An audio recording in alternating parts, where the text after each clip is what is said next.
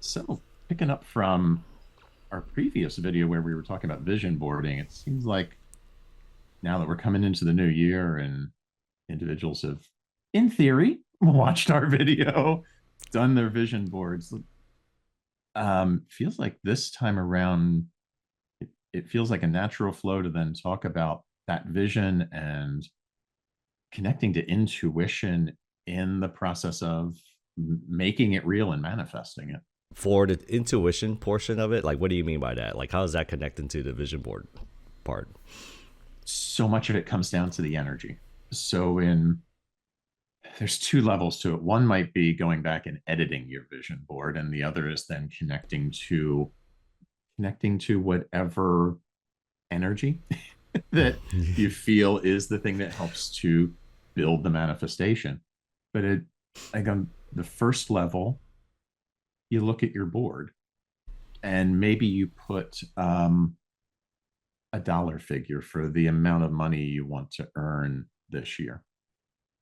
But when you read it, like from your head, you say, I want X number, like $250,000. Just throw a number out there. When you read it, how do you feel?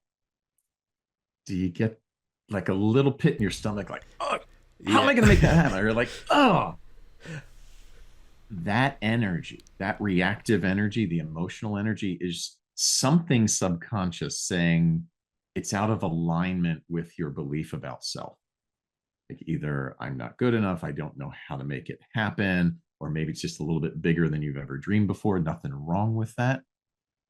But when we have those, when we slow down and get out of our head saying, I want this number because of all the things it'll do for me, you might feel good about that, thinking about it.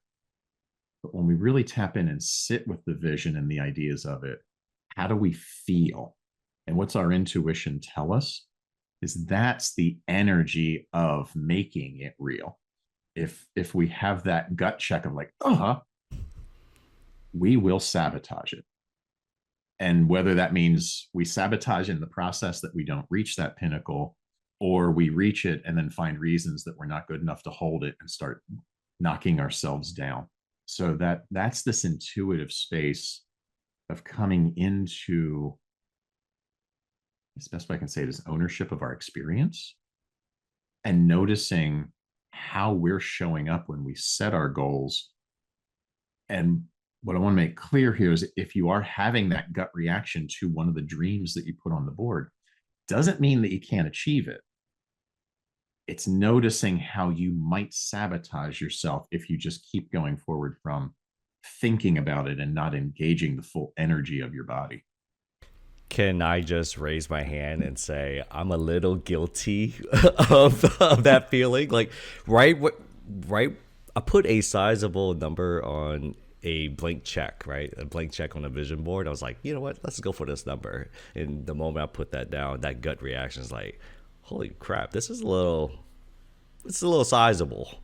And then my analytical and logic brain starts kicking in. It's like, okay, how do I get that? How can I work backwards to get it? Great steps to have to go one step at a time. But as I start thinking about it logically, I'm like, man, is this even possible? But going into intuition, I just kept on having to say it out loud to myself. I can do this. This is going to happen. Yes, yes, and yes. Let's play with those if I can. Let's play with those two phrases as well, because this is key in making it happen and in the language of it. This can happen. What was the other one? This I can happen and this will happen. I said this will happen or this could happen, right? could puts it into a vague Mm-hmm. possibility. This will happen is a declaration, but it's out in the future. This is happening. Bring it present. That's super important in programming our subconscious that it's happening now, because that brings us into, not to sound too spooky, vibrational alignment with the manifestation. That whole idea that gets talked about on a grounded level of pretend to be the person, like the whole fake it till you make it thing of pretend to be the person. Mm-hmm. You're actually training your brain to be and take the actions that the successful you would take. And that's getting into vibrational coherence with the idea of you are that person. So we start being that person, acting the way they do. And I've seen it with so many clients when we talk about the successful future version, they're so much calmer. They're at peace with everything that's going on. And the classic cart before the horse, or is the chicken or the egg question, comes forward of did you come to peace because of all the outside stuff happening, or did the peacefulness come first and create all the outside stuff? It tends to be the peacefulness comes first because this successful future version is there. And most of the time when I have a client in conversation with their successful future self, the first thing the successful future self says is calm down. Say it this way. The classic gap conversation. Where are you now? Where do you want to be? Mm-hmm. Pretty much every damn coaching conversation. Where are you now? Where do you want to be? The idea inside of you of that number exists in you. So it's both the dream forward, and I personally would argue that version of you already exists, and it's calling you forward to say, here is a potential for you to achieve. And now it's working to get you to align to it, who already sees the vision and has already been there. So personally, I don't think you're sabotaging yourself as of anyone who sets a goal that seems very lofty. You're not sabotaging yourself because that idea came from somewhere and you align to it, whether it was something you saw on, saw on TV, saw in a movie, heard friends or family talk about it. Something said, I want that. I want to achieve that. And an energy came forward of, I really want it. That energy, you couldn't come into connection with that idea unless it was already in coherence with your who you are at a deeper level, and just haven't realized it yet. So now it's this adjustment of I guess I want to say, since I used the egg thing, hatching that Mm-hmm. version of you. With finding a way to align it, we use the language of I am in this situation, this is happening. Like what other words would you kind of, how would you say we would shift the language in order to ensure the consistency for that? I For some, I love the idea of every day I am taking action toward. So if someone is very connected to, or in this word I'd say attached, if they're very attached to the outward experience of, I have to see that number in my bank account or see it on a check, but it's not there yet, so they like hesitate because they're not seeing the external validation of the dream. So their subconscious might call bullshit. Say, Yeah. you doing? It's not there. You just stop this nonsense. But if instead we come back to every day I am taking steps to make it real, that it might help bring them into the process of achievement that is confirming I'm on my way. So the I am, another one I heard recently, everything is always working out for me, as a daily affirmation when we wake up.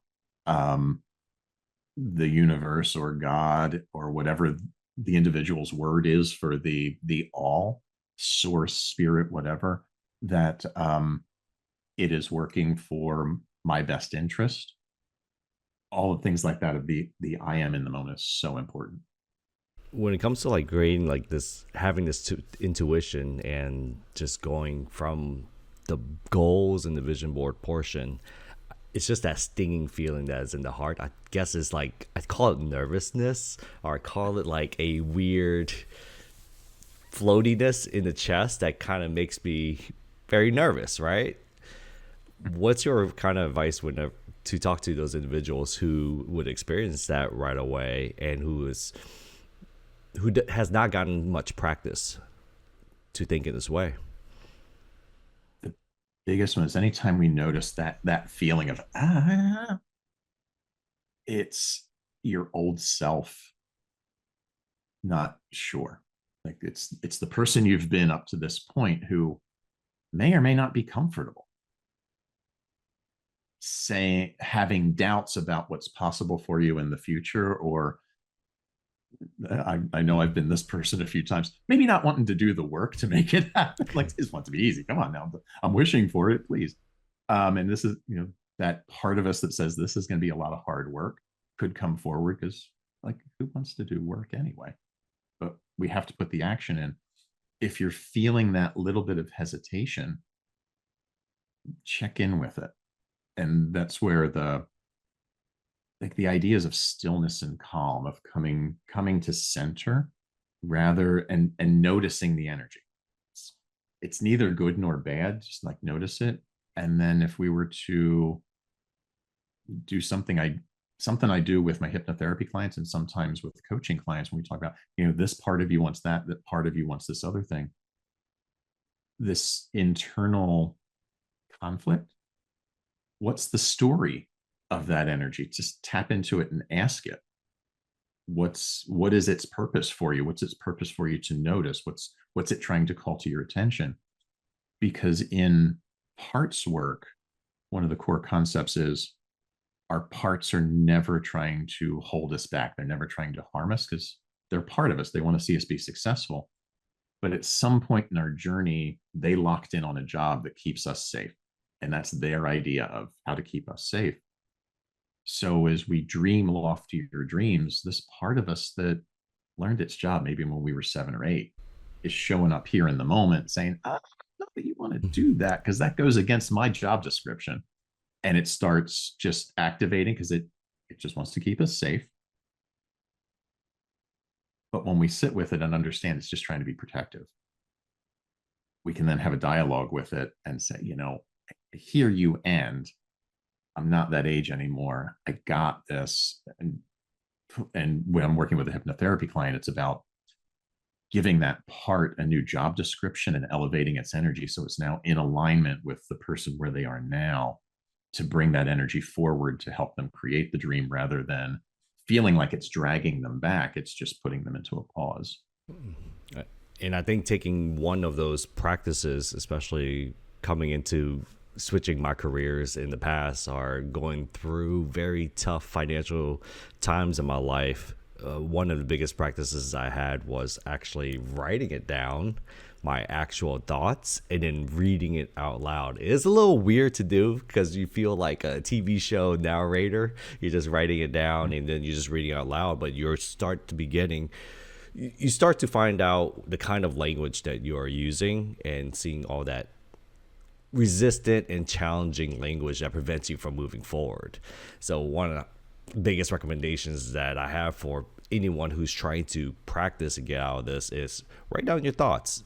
There's a reason why there are, millions journaling, recording, or kind of reflecting on themselves in order to find out who they truly are, and how to realign that to the goals that you have today. And it's so funny you mentioned exactly that process, because as I was doom scrolling this morning while I was having my coffee and waking up, saw a video of a well-known person interviewing a neuroscientist about manifestation.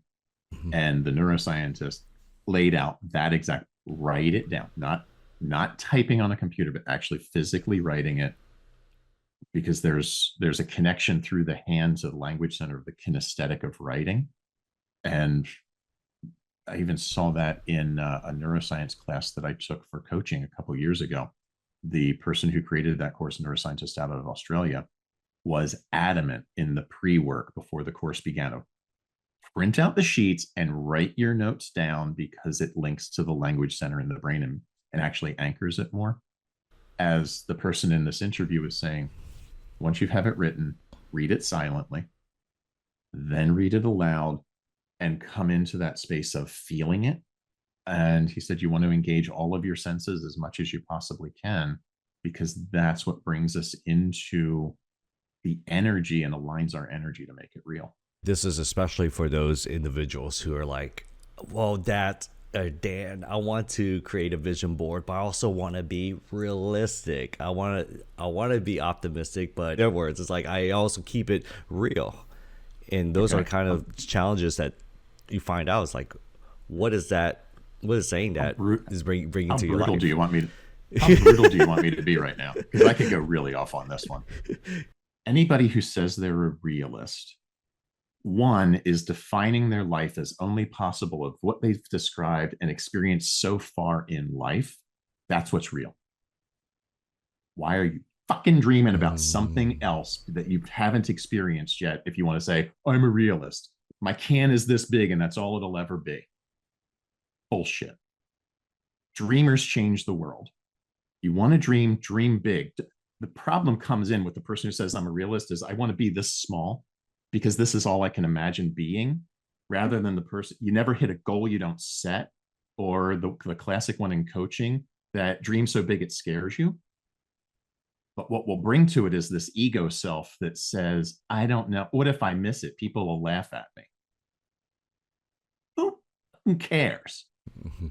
What if you don't hit the peak of the mountain, but you get somewhere really close to it when you were living like down below sea level? We had a conversation about scuba diving. You were living at base camp or maybe down in the valley, and you dream of the top of the mountain, and you get to the middle of the mountain. You would have never gotten there had you not dreamed of the top. Mhm. And it's not about this, it's how far have you come. We get so gap focused as individuals, as humans, like the I'm not there yet, we notice we came all this way. So yeah, realistic is one of the obvious, it's one of those words that triggers me very much. Realistic is based on everything you've experienced to this moment. And if we allow what we think is realistic to define our future, that means our past is defining our future. Why even go anywhere? Just like stop where you're at now and call it a day, because this is the best life you're going to have. I bet that's not what you want to hear. hmm And you hear so many stories about entrepreneurs who are like starting in their garage and who've probably heard of the challenging languages that they've experienced every day. They might have shared their goals with some individuals who said, "Oh, that's not possible. That's you can't do that." And guess what? Hmm? You see it all day on TV. Yep.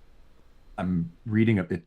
I'm reading a book right now. I actually just finished it the other night by Thomas Troward, who I just found out about within the past 2 months. And he is evidently the father of New Thought. Lived between the late 1800s and about 1920, did most of his writing right around the turn of the century. And in the book, he's talking about this exact thing. If you let the past define the future, we would not have flown in 1903 and we wouldn't have airplanes. Oh, we've never flown before, so and you'll always have the naysayers. But then you have the dreamers like the Wright brothers, and there was another guy at the same time who was, the story is he was actually further ahead of them in getting off the ground and was better funded. But when they took flight in, what was it, '03 in hmm Kitty Hawk, the fact that they got off the ground, even though he was better funded, he gave up and walked away rather than continuing learning from them and building his business further. He just walked away because he was so attached to the idea of being the first, rather than what is the greater possibility here that I could build on learning from them. There's a difference between doing what's normal and then extending yourself beyond those boundaries and then going as far as you can, because what was supposed to be normal for you, you're now outside that comfort circle of boundaries. I highly recommend anyone who's like just trying to push themselves a little bit, think far, push as far as you can, and you realize, oh wow, I'm actually like 5 or 10 steps outside of my boundary of comfortness. What you thought was realistic previously is now that becomes your new normal. Your new normal is succeeding and getting closer to that mark that you've set out at the beginning. And that whole idea of stretching your comfort zone, because there's no growth in comfort. hmm It's the getting uncomfortable and staying there long enough that that becomes more comfortable, is where we expand as human beings and open up our experience in the world. Yeah, I think that's what that initial reaction is whenever you feel that tightness, that initially you're like, uh-oh, I have to get out of my comfort zone for a little bit. What is my body trying to tell me? What's my body trying to tell me that my mind is trying to do something else? Is like saying, oh, you're about to leave your comfort zone. What are you going to do? How are you going Mm-hmm. to practice getting out of that? Write down your thoughts, write down your challenges, analyze it. Do what you mentioned earlier, silently read those words that are coming out. You'll start finding out your new societal, your new norms of how you're going to achieve things. Because that version of you that has that number on that check, has the idea of Mhm. being an entrepreneur, has the idea of being the richest person in the world and eclipsing those who are there now, that person lives differently than you do right now. But they're in there. They're calling you to come out. So they're calling all the people watching this. If you have that dream, that version of you already exists. And it's a matter of who we think we are right in this moment that might be getting in the way of us getting to become and being that version. And it's not a light switch. It's not like I'm suddenly that person tomorrow. It's a progression as we go through that expansion of self. Imagine walking into a dense forest and you only have a couple of clues of how to get back home. You have the sun, you have the way that it's going to set, and you know the general idea of where your house is, but you trust your instincts to keep you safe. Watch out for holes in the ground, for mud, for any traps, but you always have that guidance of where you need to walk and the general direction of where you have to go. Far too many times we forget to follow those intuition moments and we get lost a little bit. Just know, trust yourself enough to walk one step at a time. If you Yeah. follow the next 10 feet and go in the general direction, trusting your gut feeling, hear a growl into the forest, there's a wolf, there's traps, you want to maybe stray away or protect yourself. If you just stay there, you get lost in forest forever. How do you keep people coming back to the platform to get their dopamine fix and be able to yell at other people? You make sure their news feed is filled with nonsense that can trigger. So this whole idea of we are constantly, it seems, living in fight, flight, reaction mode. Social media seems to bring more fight than flight. When we're in that space of constantly being spun up by something, we're not sitting in our intuition. We are in total reaction. And this is not life or death stuff. Reading a post on social media is not going to kill you. It's just, you might not agree with it. It is not going to kill you. Come to center, disconnect, come to peace. And it's the same as you're walking through the woods, walking through that forest. If you get into worry of how am I going to survive, there could be an element of that of awareness. But if you're in the worry of it, will you pay attention to the signals around you that will help you guide you back home and guide you to maybe a place for safety, guide you to food and water, guide you to the stream that might get you to the river to find civilization? But if we're, what do I do next? Or I'm scared out here alone. It is so important to come to center every day, because if we are in reaction, that fight flight of reacting to what's coming at us, we are not creating from a space of centeredness that Mhm. actually has the effect outward. We're allowing the what's going on around us to affect our internal state rather than I'm here, that's out there. I may have to respond to it, which is different than reacting unless we're in fight or flight. I'll choose how to respond to it, but I'm doing it from my Mhm. centeredness, and I will choose what I will create and how I feel about it rather than the voices of others saying I can't do it. That is the core experience to what I learned as a diesel mechanic in the Coast Guard. There's a problem. There's a problem with the engine. Okay. Start with the simple and work to the more complex, because most likely it's the simple stuff that goes first, not the complex. And we just work up the chain until we find the problem and solve the problem rather than, oh, we need a new engine. No, you don't. Oh, we needed a new this hose broke, and so it wasn't getting enough air. This air filter was clogged, so it wasn't getting enough airflow to run. Oh, that's a $15 fix versus $7,000 for a new engine. Yeah. There's one thing I learned working in a hardware store for almost over half a decade is that a lot of individuals go straight to, oh, I'll just buy a new one. Car broke, I'm gonna buy a new one. Oh, this broke, I'm gonna buy a new one.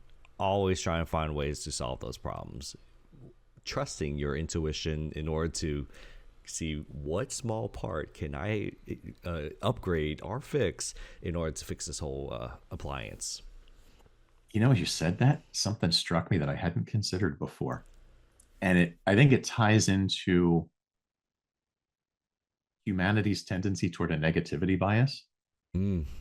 Right. Something happens to the car, something happens to whatever, the water, will go to the worst thing before just analyzing. So like, we get it. And then if we take that and think about how does that reaction, how does that reactive energy show up when we're trying to create something new, when we're living into that dream and like the test moment comes of, oh, this is too hard, I'm just going to stop, when we don't really engage our ability to think past and around the problem of this could be the simplest little thing. I have a stone in my shoe. This isn't a 10-ton boulder that I'm trying to push out of the way. When something breaks and you actually fix just that little part, you actually might be giving it a higher upgrade, such as that hose piece that you were mentioning earlier. That hose piece will probably be upgraded, and now it's probably future proof for X amount of years, way far in the future. Because initially we're probably given all the cheap parts that comes with this puzzle that we're trying to make work, and then when something breaks, I would hate to just kind of throw away an entire appliance, $200 $300 appliance, just where I could just fix it for like $5. But that $5 upgrade could probably be one of the massive upgrades that could prevent it from breaking in the future. Kind of going And into our problems that we have in our lives is what yeah, kind of problems that you have that you're just scrapping entirely, or you can try to fix little by little and upgrading that. and two things come out of that immediately to mind is one, when we pause and just don't throw the thing away, but we take the time to learn what the problem is and then fix it, what are we doing in our brain that builds resilience and capacity for solving other problems? It's not just about repairing that thing. Now we've created an entire new synaptic network of how to solve a problem. So we're building resilience and learning and expansion for ourselves. And then I don't know why this popped in my head, but we were talking about repairing the appliance. I'm all in. What? Where did that come from in me? And it it's this interesting space of, is something good or bad? Do I align to it positively or negatively when it's just an event? I've told this story so many times in public speaking and in teaching. I grew up with two parents who grew up during the Depression.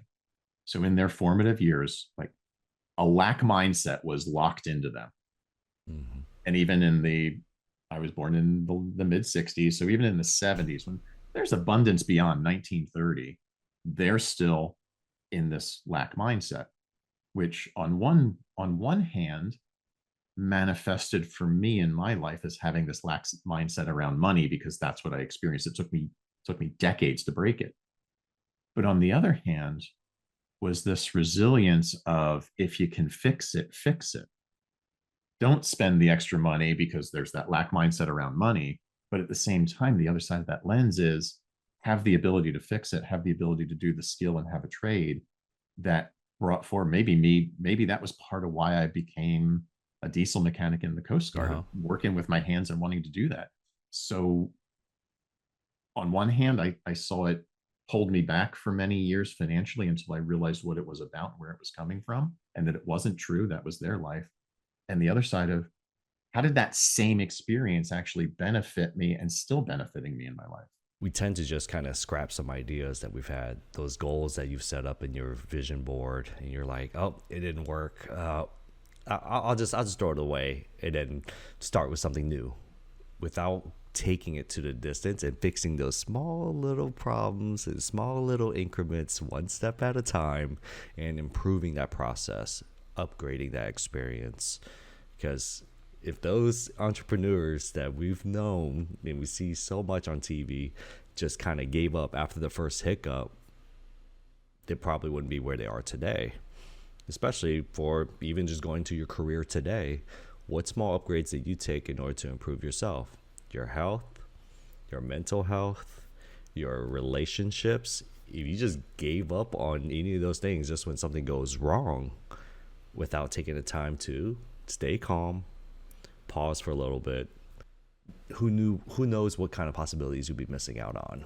Yeah, and it's that it also comes into that idea of the quick fix, that it's got to be done right the first time, or I don't want to be bothered kind of thing. It's those little steps into learning along the way. And you and I are both hardware store guys. Yeah. It's just one of those things, once you've experienced it, that when something goes wrong and you have to go to the hardware store, just know it's not going to take one trip. There's at least two, if not three or four, because there will be things you do not know when you start that project. Like, oh, I know exactly what I need here. Zip. Oh, crap. I needed that too. Being willing and ready and able to ask for help. I might not know everything I need to know, but here's someone at the store. Here's someone who's put a video together that I can guide through, and we come to like with the video thing. I might never meet that person, yet they've shared their wisdom for me to be able to be in the process, or maybe even complete that dream. And when a washer's broken, is my dream manifestation to have it working again? Absolutely.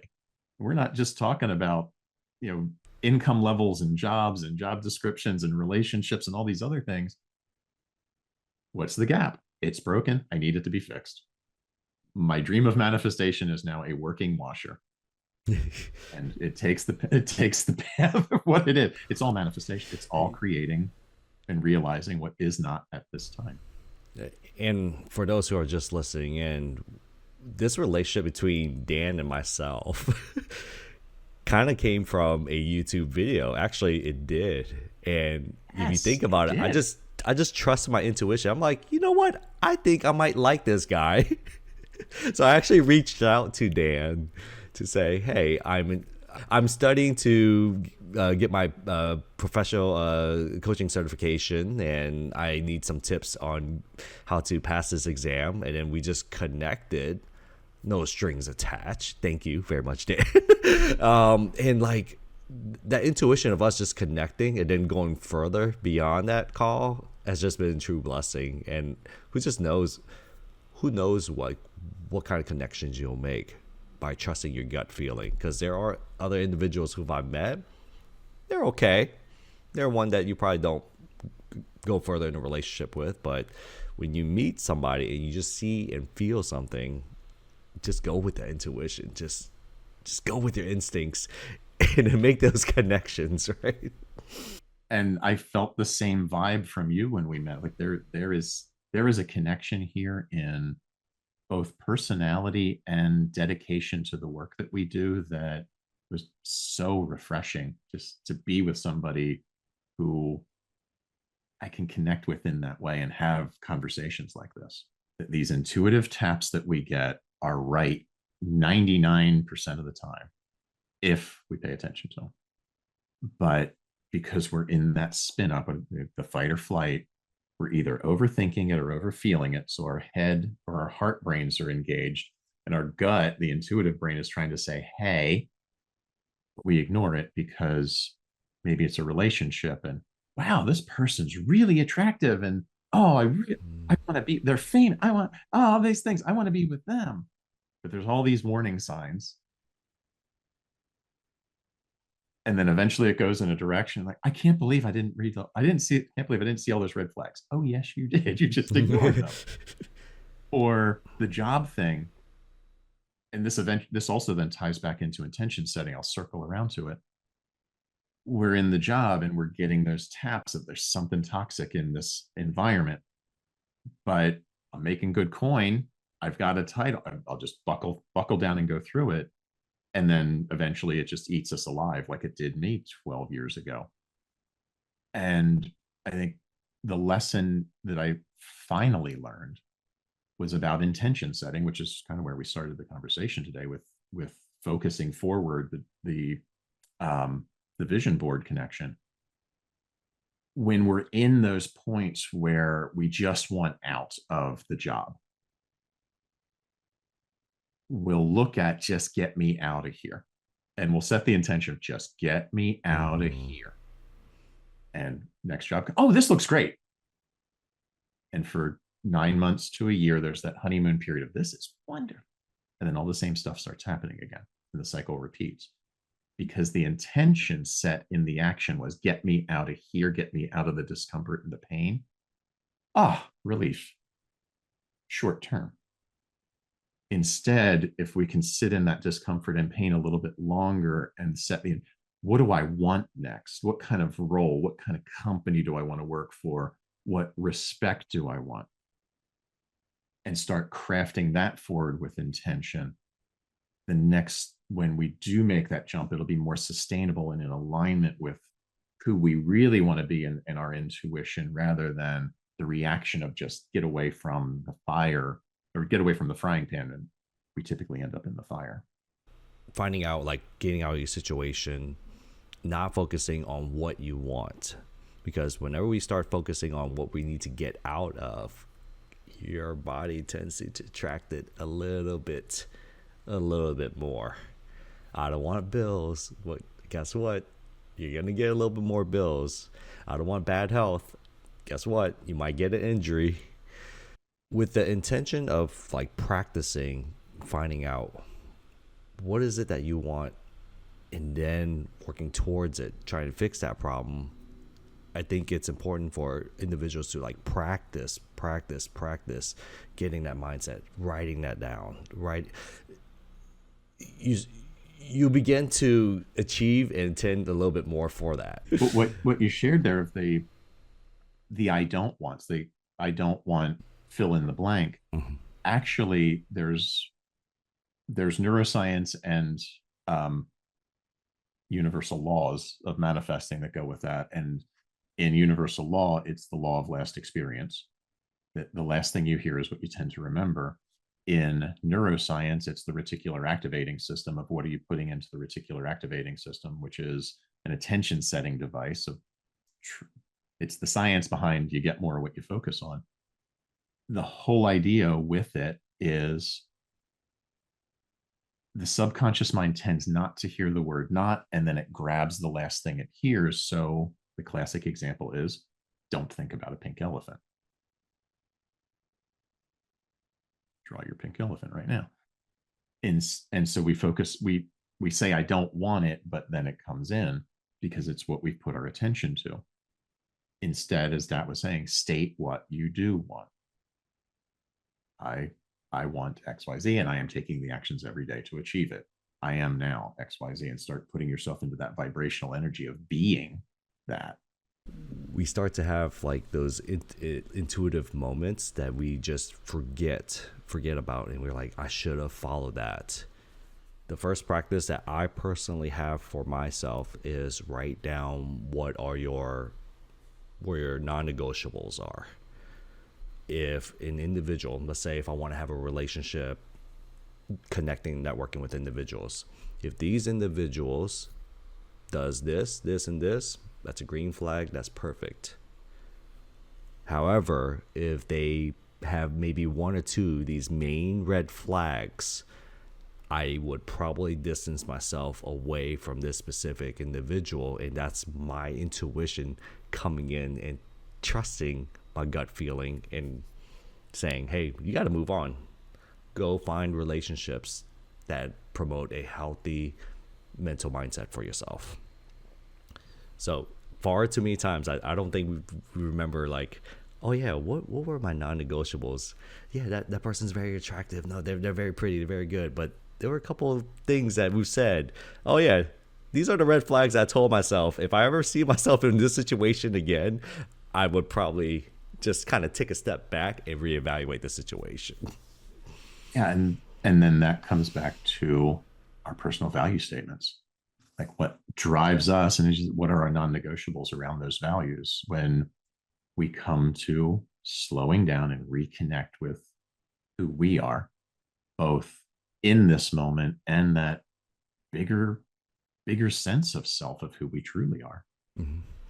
And to connect that value, the set of values that you have for a work, some individuals will say, oh yeah, salary, that's my highest value. Okay, what's your next value? Oh, good company work culture. Oh, what's your next value? Being able to grow. If I have those three things, or if one of those three things is ever compromised, I should probably take a calm approach, be still, evaluate it, and trust my gut to either make a change or find a way to boost myself up in the current job that I have. When one of those three suddenly becomes the disconnect, we'll hyper focus on that. And then we get caught up in that fight, flight, spin of reaction rather than, like you said, come back to center. What can I, this is what is, what can I do about it? What's in my power? Do I need to have a conversation with somebody, or do I need to start looking elsewhere to make the choice that feels right for me in that moment? I had one of those moments a little over a year ago where organization I was working for, something happened and it was gut check. Goodbye. I was done right in that moment. And even as I let myself sit with it because my gut said this is it. This is a hard stop boundary. Mm-hmm. You are not being respected anymore. And then my brain kicks in and says, but that's a significant avenue of income. And I thought about, could I even continue with that organization with the way I felt? And no, the values were out of alignment in that moment. And I said, I resign immediately. Yeah. It, yeah, it had a real world impact for me last year.